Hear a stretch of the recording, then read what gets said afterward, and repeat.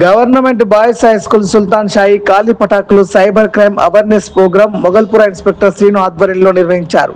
Inspector Srinu మాట్లాడుతూ cyber crime లో మోసపోయినప్పుడు ఓటీపీ ద్వారా లింక్స్, డిజిటల్ అరెస్ట్, నకిలీ కస్టమర్ కేర్ మోసాలు, ఇన్వెస్ట్మెంట్ స్కామ్ ఇమీడియట్ గా 48 గంటలలో 1930కి ఫోన్ చేయమని, తక్కువ మొత్తంలో అనగా 25,000 వరకు మోసపోయినప్పుడు పోలీస్ స్టేషన్ పరిధిలో ఫిర్యాదు చేస్తే ఎఫ్ఐఆర్ లేకుండా చర్య తీసుకుంటామని, 25,000కు పైగా మోసపోయినప్పుడు ఎఫ్ఐఆర్ చేసి చర్య తీసుకుంటామని తెలిపారు. ఫేస్బుక్, వాట్సాప్ లో ఫోటో మార్ఫింగ్ వీడియోలు అప్లోడ్ చేసినట్లయితే ప్రతి పోలీస్ స్టేషన్ పరిధిలో సైబర్ వారియర్స్ షీ టీమ్ కూడా ఉంటుంది. వారికి cybercrime.gov.in పోర్టల్ ద్వారా ఫిర్యాదు చేయాలని తెలిపారు. నేరాలను అరికట్టాలంటే అప్రమత్తంగా అవగాహన ఒక్కటే మార్గమని తెలియజేశారు.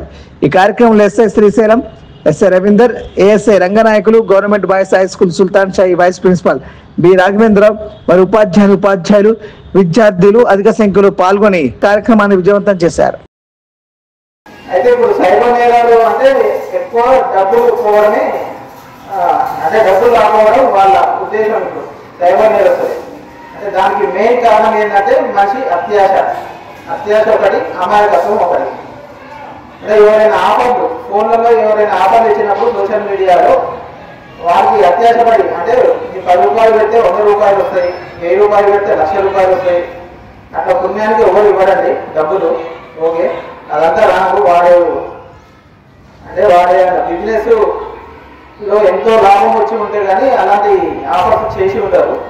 అలాంటి అన్నెసెసరీ యాడ్స్ అవి పెట్టి వారికి మనం అత్యాశపడి వారికి గురయ్యి మనం సైబర్ నేరానికి మనం గురవుతున్నాం.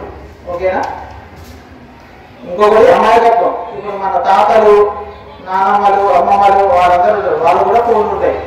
వాళ్ళు కూడా స్మార్ట్ ఫోన్లు ఈరోజు రేపు అందరూ యూజ్ చేస్తున్నారు కదా, చిన్నపిల్లలు కూడా. ఓకే, వాళ్ళు కూడా ఏమైనా లింక్స్ వచ్చినప్పుడు అన్నెసరిగా వాళ్ళు కూడా ఫోన్స్ వస్తుంటాయి కదా.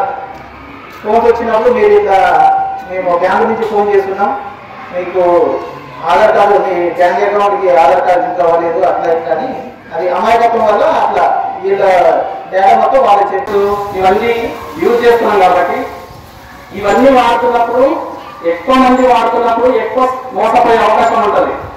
ఈ మోసం చేసేటప్పుడు కూడా ఈ సైబర్ క్రైమ్ ని ఎందుకు చూస్ చేసుకుంటారంటే ఎక్కువ మొబైల్ వాడకం, ఇంటర్నెట్ వాడకం, కంప్యూటర్ వినియోగించడం ఎక్కువ జరుగుతున్నది ఈ జనరేషన్ లో.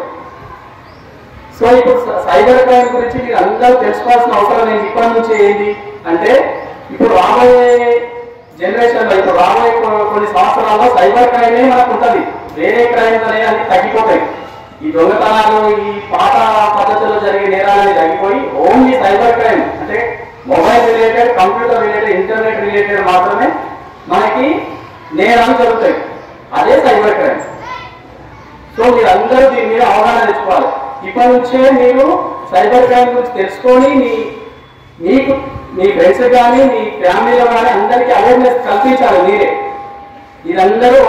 అందరూ కలిసికట్టుగా అవేర్నెస్ తెచ్చుకొని కల్పించుకుంటేనే ఈ సైబర్ క్రైమ్స్ అనేవి తగ్గించుకోగలుగుతాం మనం.